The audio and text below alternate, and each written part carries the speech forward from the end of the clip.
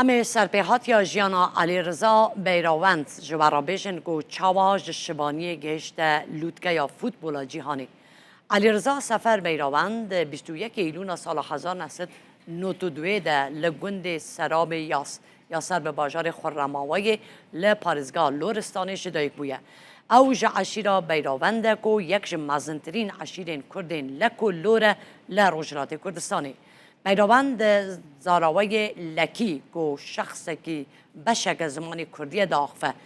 جیروکا جیانا بیراوند وکی فیلم که سینمایی او دمالبات گگله که هزار دا مزن بو و دزاروکتیا خود شمانتی دکر.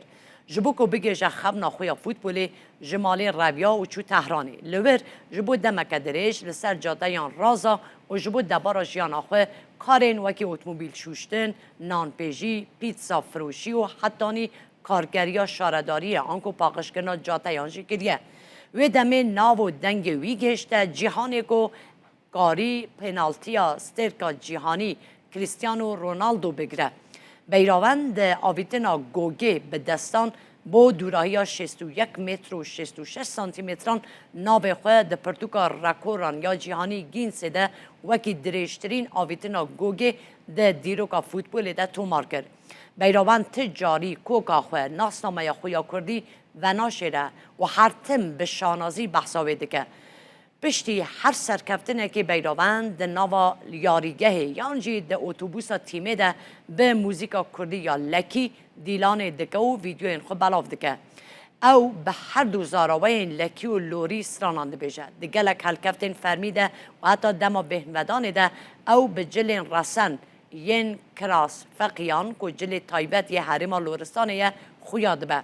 در پیوینه که در گاوا بحثا زحمتین جیاناوی هاته کرن وی گود که از کرکی جاین زاگروس همه شروانی دناف خونا مداهیه از جتشتکی ناترسم جبر که از دزانم از جکوی دری حاتمه و من چه زحمتی دیدنه.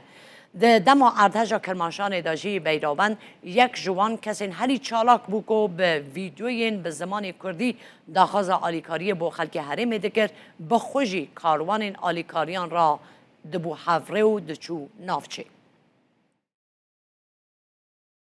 یه ذره غمگینه ولی خب لکیه چون من لکم. آها تو لکی. آره لک ترکیب لور و کرد. آره.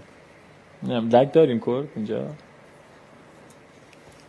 آره ایشون. اوکی.